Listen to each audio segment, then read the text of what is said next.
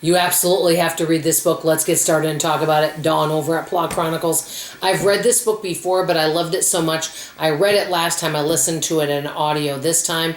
It is The Last Mrs. Parrish by Liv Constantine. I really like Liv Constantine. I know I mentioned that in one of my previous videos she's one of my 5 favorite thriller authors. I would love, if you haven't read this book, if you would.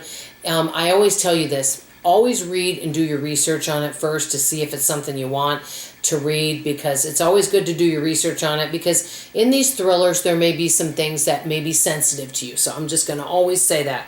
But I thought it was a really good book, and I'll just say there's a little revenge in there, and I always love books. I love domestic thrillers, and I love things that have a little bit of revenge, okay?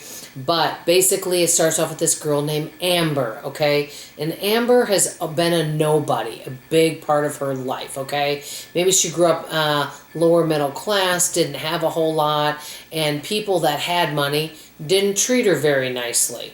Well, of course, she decided to do something about it. So she kind of is a con artist, all right? And she gets herself into all sorts of mischief. I'll just say that, right? So the book starts off with her storyline telling all about her, okay? And she wants money and power. And so then she meets a socialite named Daphne, who appears to be happily married to a wonderful real estate guy named Jackson. Very handsome, good looking.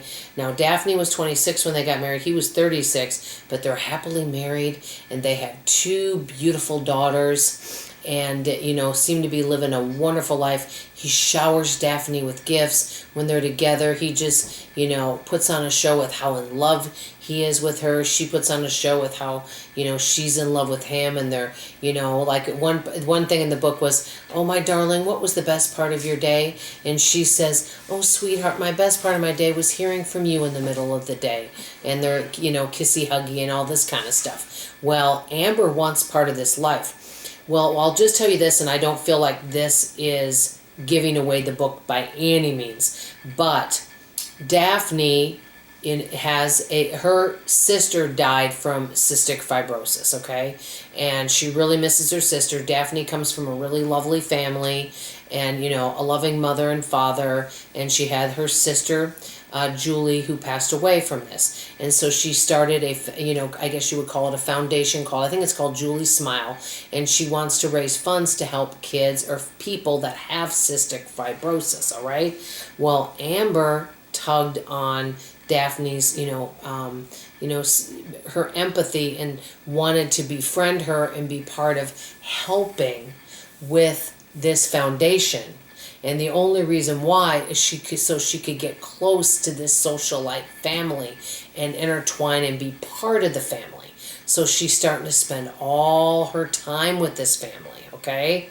And, you know, wanted to be part of it. So when you first see her at the beginning of the book, she looks kind of dowdy, and she's wearing glasses, and she looks frumpy in her clothes and not much to look at. But as she's spending more time with this family, she starts kind of turning into a beauty queen, if you would say. You know, and you get the idea of kind of where the story might be going. All right. And so she's trying to intertwine herself with this family, but are things as rosy and happy as they seem? Okay, then you're going to hear the second part of the story where Daphne tells about her life, okay? And all about her life and her marriage and everything that's happened with her life. And then it'll come back together at the end. Now, there's a part 2 of this book, okay? And I've read that. I'm going to listen to that so I can review that for you. I do recommend reading any of Liv Constantine books because they are interesting, and they do keep you interested all the way through, and there's a lot of twists and turns. I like domestic thrillers. Let me know if you've read any of Liv Constantine books. I'd love to hear about it in the comments below.